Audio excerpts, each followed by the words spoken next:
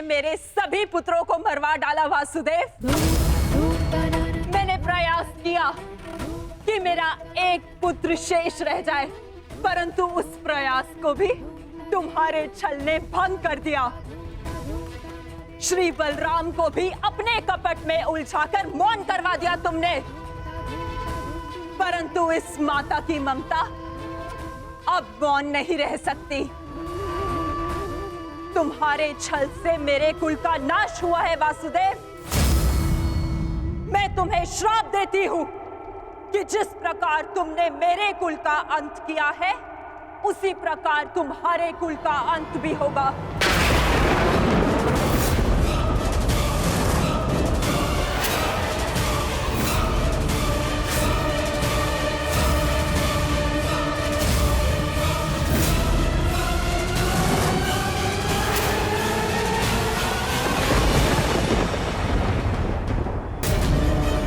तुम्हारा कुल भी ऐसे ही आपस में लड़कर नष्ट हो जाएगा।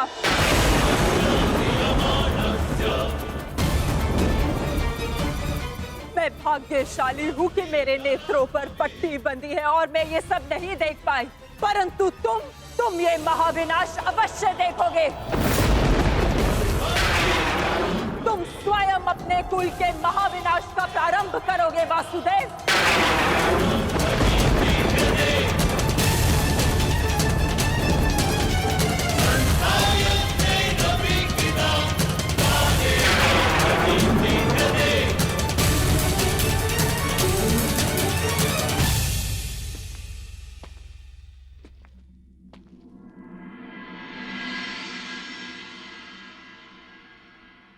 जिस प्रकार एक प्रसन्न माता का आशीष संसार में कोई नहीं रोक सकता, उसी प्रकार एक दुखद माता का श्राप संसार में कोई नहीं टाल सकता।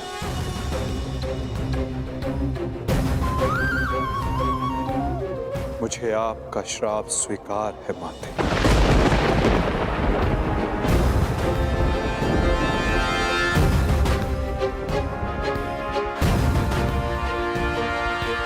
किंतु क्या आपको ज्ञात है कि इस युद्ध का सत्य क्या है? क्या आप जानती हैं कि इस महाविनाश, इस महायुद्ध का वास्तविक रूप क्या है? मेरे साथ चलिए माता, उस कुरुक्षेत्र की रणभूमि पर जो इस महाविध्वंस, इस महाभारत की साक्षी बनी है।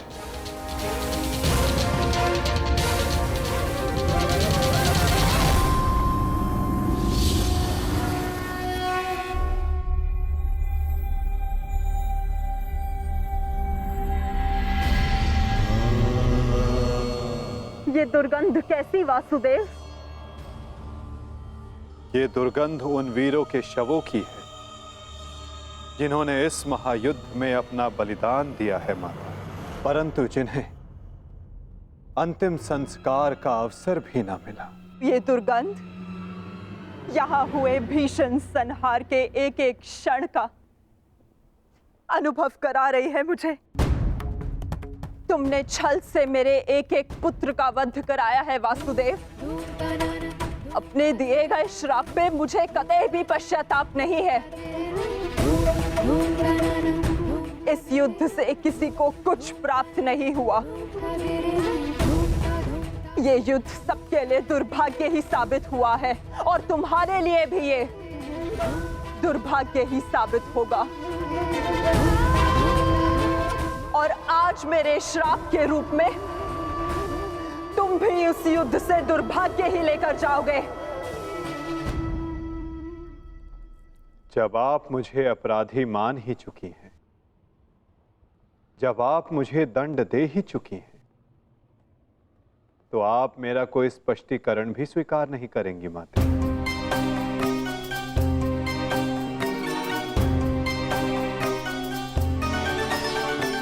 परंतु सत्य का भान आपके लिए आवश्यक है माता। जिनकी दृष्टि से इस महायुद्ध का कोई भी क्षण कोई भी छल अनदेखा नहीं गया है माते। अब वीर बार्बरी आपको सत्य का भान करवाएंगे।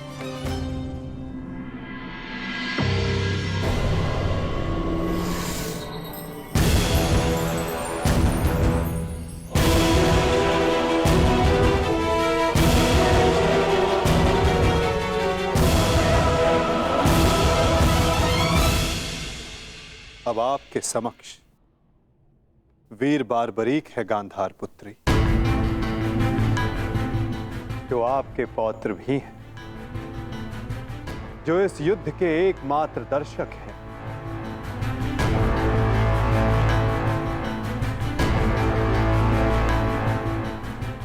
वो बार्बरी जिन्होंने अपना शीश दान किया और अमर हो गए।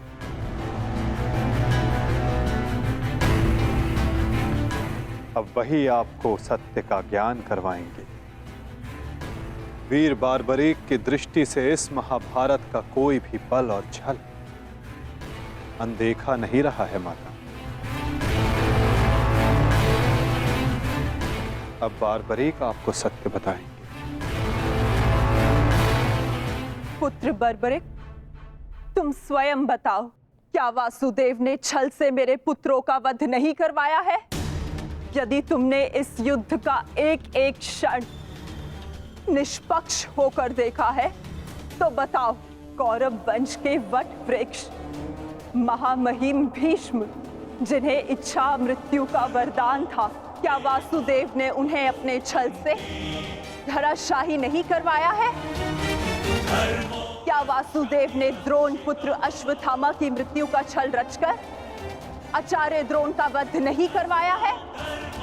क्या मेरे पुत्र दुर्योधन की रक्षा कर रहे उसके मित्र कर्ण को छल से नहीं मरवाया है वासुदेव ने? पुत्र दुर्योधन पर युद्ध के नियमों के विरुद्ध जाकर प्रहार किया गया, क्या वो वासुदेव का छल नहीं था? मेरे समस्त 100 पुत्रों के वध का कारण केवल वासुदेव है। क्या ये भी सत्य नहीं है बार्बरिक?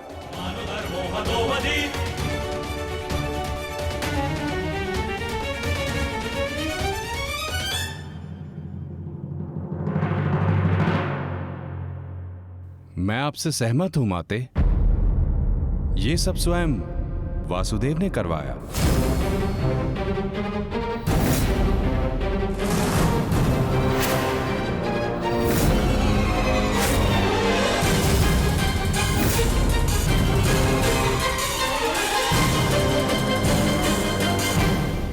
परंतु माते, आप किन 100 पुत्रों की बात कर रही हैं? कौन भीष्म, कौन कर्ण, कौन द्रोण और कौन अभिमन्यु? सत्य तो यह है माते कि कुरुक्षेत्र में कोई था तो केवल एक पुरुष, वासुदेव कृष्ण। न कोई भीष्म, न कोई द्रोण और न ही अंगराज कर्ण। जिस पर प्रहार हुए वो वासुदेव ही थे, और जिसने प्रहार किए वो भी वासुदेव ही थे। उनके अतिरिक्त कुरुक्षेत्र में कोई और उपस्थित नहीं था माते। ये तुम क्या कह रहे हो बर्बरिक? इसका क्या अर्थ है?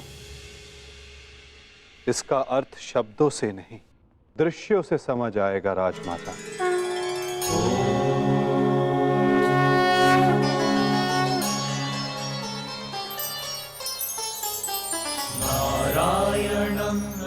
इस युद्ध के प्रारंभ से अंत तक हर प्रहार मैंने किया और हर प्रहार मैंने ही सहा।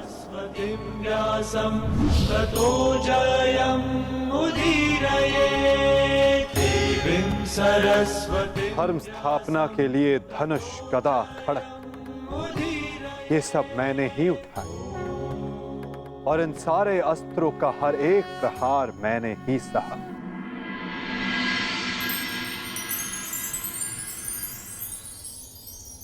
बाण चलाने वाला मैं ही था। पितामह!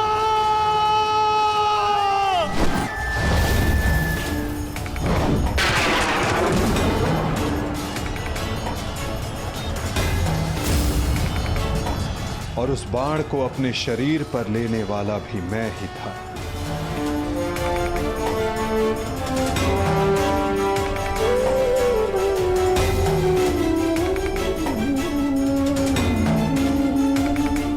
महामहिम भीष्म के रूप में भी मैं ही था और अर्जुन के रूप में भी मैं ही था। और सरशैया पर लेटने वाला भी मैं ही था। अभिमन्यु बनकर चक्रव्यूह मैंने ही तोड़ा।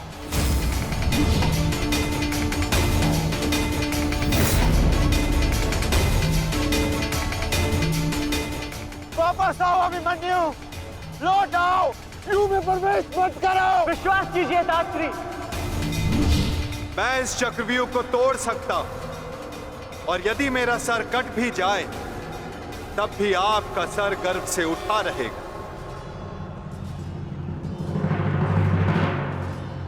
और उस दिन मुझे ही घेर कर मारा गया।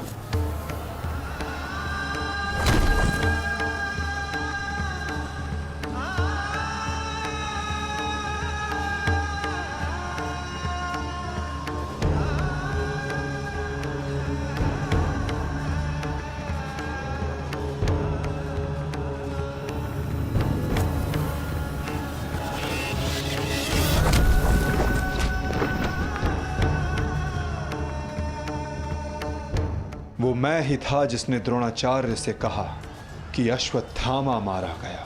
आपने बिल्कुल सही सुना आचार्य द्रोण। अश्वत्थामा मारा गया। द्रोणाचार्य के रूप में अस्त्र त्यागने वाला भी मैं ही था।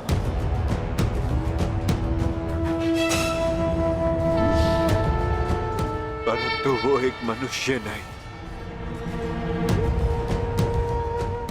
एक हाथी था।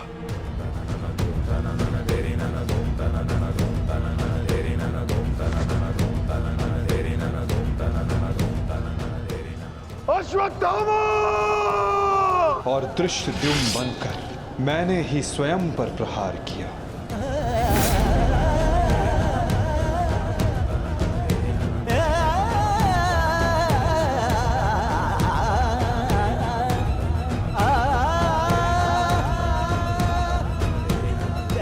और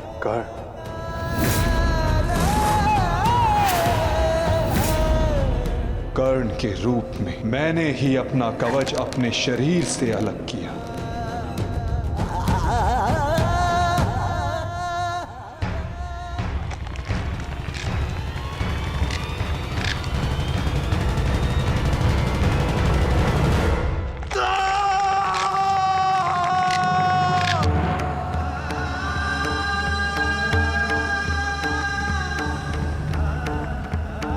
युद्ध के मध्य में मेरे ही रथ का चक्र धंसा और मेरे ही आदेश पर मैंने ही स्वयं पर अंजलि का अस्त्र चलाया। अंगराज को मुक्त करो पार्थ, अंजलि का अस्त्र का प्रयोग करो।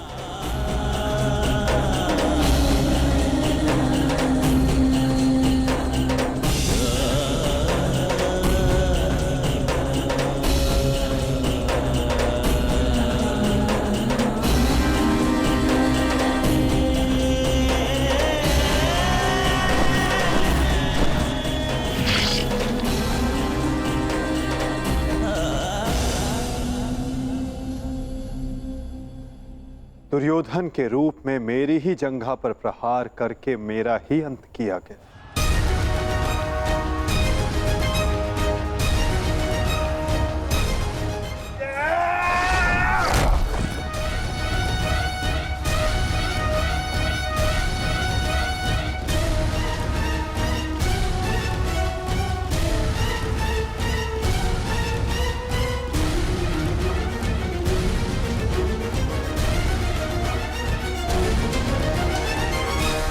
द्रुपद हो या धृष्टद्युम्न, विकोदर भीम हो या अर्जुन, सब में मैं ही था।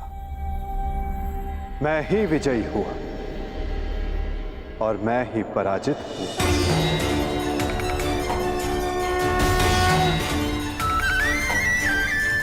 सबसे अधिक प्रहार मैंने की,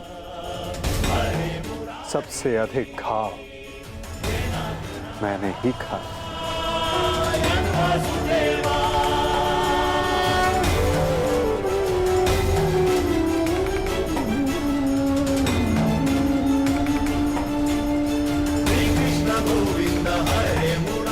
अठारह दिनों के इस महासंहार हर बार मृत्यु मेरी ही हुई।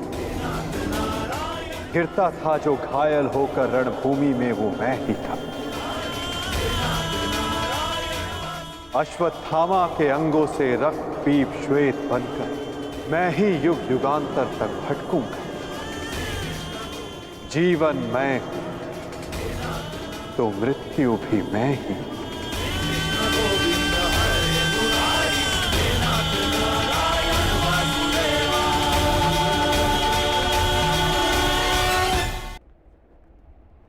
श्राप तुम्हारा स्वीकार है माते।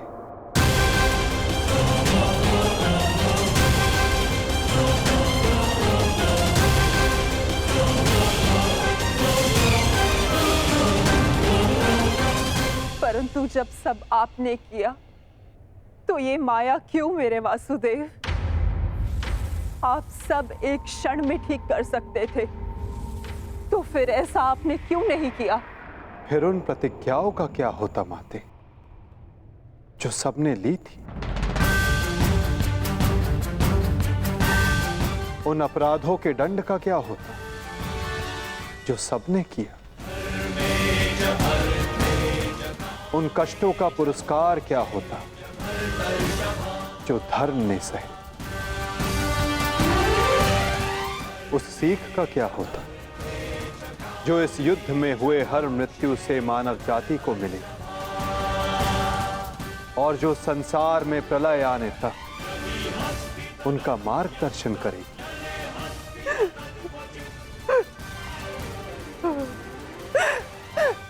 मुझे क्षमा कर दीजिए वासुदेव। मेरा श्राप वापस नहीं लिया जा सकता, परंतु क्षमा अवश्य मांगी जा सकती है वासुदेव। अपने पुत्र मोह में खोकर मैं उचित और अनुचित का भेद भूल गई थी। मुझे क्षमा कर दीजिए केशव कि उस हो रहे अधर्म के विरुद्ध ये गांधारी अपने स्वर ना उठा पाए। क्षमा कर दीजिए।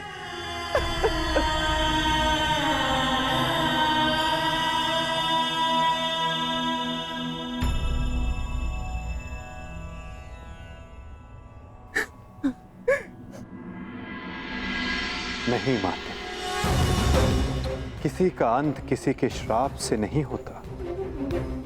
यदि किसी का अंत होता है तो स्वयं के पापों से। यदि यदुवंश का अंत होगा तो आपके श्राप से नहीं माते, अपितु स्वयं के पाप कर्मों से।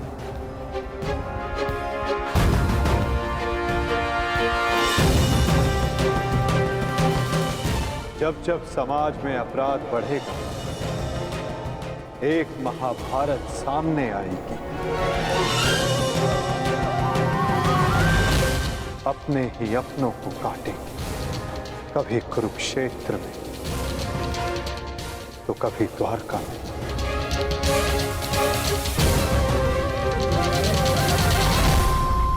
माते, यदि आप कुछ करना चाहती हैं तो अपने मन की इस प्रतिशोध की अग्नि को शांत कीजिए और पांडवों को आशीष दीजिए।